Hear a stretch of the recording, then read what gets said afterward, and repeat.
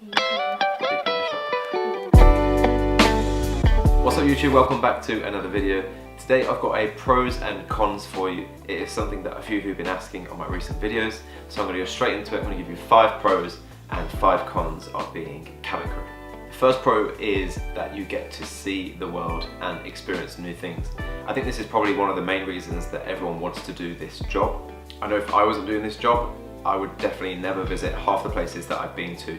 It is insane how you can just go to Asia one week and then you're in the States the next week. You could go to South America the next week. You could go to Africa the next week. You could go to Sydney the next week. Like, it literally sends you all over the world and allows you to do so many incredible things, especially at such a young age and without having to save up any money because you're actually being paid to do it.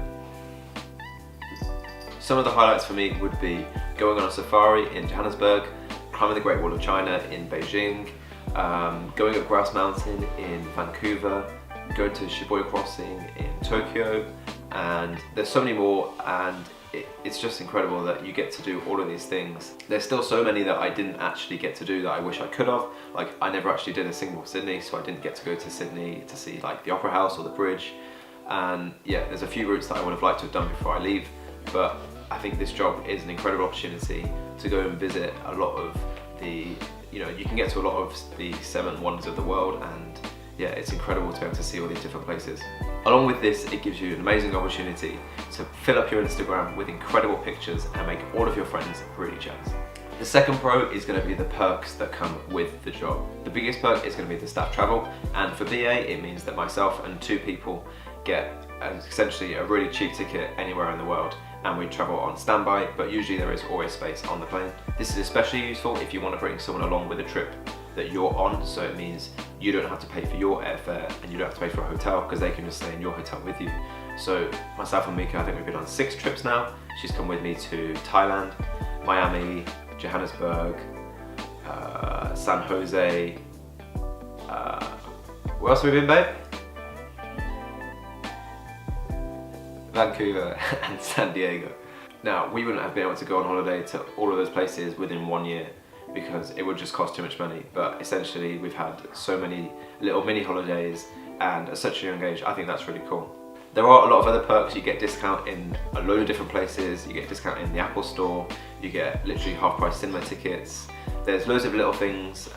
Once you join, you get a link to this website which tells you details of loads of different discounts you can get, and especially down route, whenever we are down route, I always bring my ID card with me, and if you're going to do something, like for example in San Diego we went on that boat tour, you just say, hey, do you do airline discount? And 90% of places will do you an airline discount. The third perk is going to be the days off. Now this comes and goes because sometimes you are working quite a lot of days in a row, but if you do a long haul trip, for example, you will always get days off afterwards. And I've just come back from Johannesburg, for example, and I landed at 5:30 in the morning, so I clear at 6:30 and I'm home by 7:30. So essentially that's a day off, and then the trip also triggers 3 days off. So I've literally just had 4 days off in a row, and it's a great time to be able to do other stuff while you're at home and spend time with your other half, or whatever you want to get up to. So it is a job that, yeah, you are away for a long time, but at the same time you get a lot of days off which you can make the most of.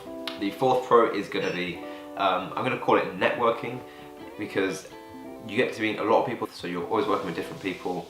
You get to learn about a lot of different people's backgrounds and what they got up to before, and it's just a really good chance to talk to them. But also the people that are customers, you get to talk to them, and especially once you start working in business class and first class. Someone like myself, I've got a bit of an interest in accounting. It's really cool whenever I meet anyone who's in like a banking or a finance industry, just to be able to talk to them about it and get some advice from them on my career. And it's a really good place to network. They give you a business card and they're like, oh, if you ever need any help, or if you ever want to talk about something, send me an email. So you do meet a lot of people, and it is a really good chance to network. Along with this, I'd say it is a good chance to meet other cultures and different people from around the world, especially when you're down route, you're talking to the locals, you're going into shops, you're going into restaurants, you're doing different things. And a lot of places you go to, especially in Asia, once they see that you're English, they'll be really interested in you, they'll really want to talk to you. A lot of people want to practice their English with you. So it's a cool job just to be able to meet loads of different people and loads of different cultures. The final pro is that it is a fun and easy job, and every day is different. Now what I mean by this is, it's not your standard 9 to 5. I mean a lot of crew that have been crew and then they leave, they go into a 9 to 5 and then they come back, or they were in a 9 to 5 and then they come and be crew and now they're like, I can never do it, I can never go back. You know, it is a very easy job in the sense that you go to work, you know, you do what you need to do, and then you're down route, you've got free time, you can see the world, and you travel back, and then you get back home, there's nothing to do. There's no work to do at home, it is just get home, relax, and then go back to work. And while you're at work, as long as everything goes okay, you know, there's no emergencies, there's no disasters, everything goes smoothly, it is an easy job. But you are trained for those emergencies, and fortunately I've never had anything bad on a flight, but when it does go wrong, yes, you are that's why you're being paid, because you're there to protect everyone and for everyone's safety. Okay, on to the cons. So the first con I've got is that you can't plan anything. For us, we get our roster around the 18th of the month, and that's for the next month. So at that point on the 18th, you know, if you're looking to plan something at the start of the next month, it's only like 2 weeks away and you still don't know what you're doing, and that's not ideal. You know, if you've got friends' birthdays or you know, they want to go out for a meal on a certain date, you know, you have to tell them, I don't know, like, wait until the 18th or the 20th, whenever it is, and then I can get back to you and I can tell you if I can make it. So it is tough to plan things, and at the same time, even the days that you do book off for annual leave, you're booking them so far in advance, things might not even be planned by then. You know, you're booking your annual leave for October in like May or June, and by the time you get to September, a friend might be like, oh, I'm having this event next month, and it's like, I've already booked my annual leave, and if you can't move it, you can't move it. Along with this, I'd say inconsistent days off, because you're not getting weekends, it is all over the place. It's really hard to build up a routine of any kind of sort, and even little things like you can't go and do like a big shop at the supermarket because you're only home for 3 days and then you're off again. Stuff like that, it's just hard to plan your life. The second one I would say is like health, which splits up into diet and skincare. So for diet, I'd say it is quite hard to eat healthily all the time, because you're either eating on the plane, which, let's be honest, it isn't the most healthy food in the world, and then when you're down route, it is sometimes tough to get hold of good food. You know, you are tired at the end of the day. If you're on a 3-day trip where you've only got 24 hours down route, you're probably sleeping a lot in the hotel, and the last thing you want to do is kind of walk 2 miles to the nearest Whole Foods to try and find something healthy. Most of the time you are just going to be like, what is around the hotel, what's close, what can I get hold of quickly, and you might be resorting to fast food. But it's up to you, you know, you can make it work. A lot of crew do bring food with them on the trip, for either on the plane, or they bring food for while they're down route. Some countries have restrictions on what you can bring into the country, so it is tough to bring food for those. But yeah, I'd say it is hard to have a well-balanced diet all of the time. And second of all is skincare. So I think most people know that flying is quite bad for your skin. It's very dehydrating, so you do need to be careful. You do need to be drinking water constantly on the plane. You need to be wearing moisturizer, you know, on the plane and when you get off. And yeah, I don't know the ins and outs too much because I'm not a beauty guru, but yeah, flying isn't great for your skin.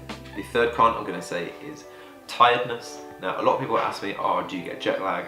How do you manage to do all these flights? How do you cope? And I always say I don't get jet lag because I never really adjust to the local time, which is what jet lag is. It's when your body clock is used to one time and then you go to another time zone. But I would say I'm usually just tired from a lack of sleep, because most of the flights we do are night flights, so we're awake while it's night time and we should be sleeping. So I'd say I'm constantly tired, but not jet lagged.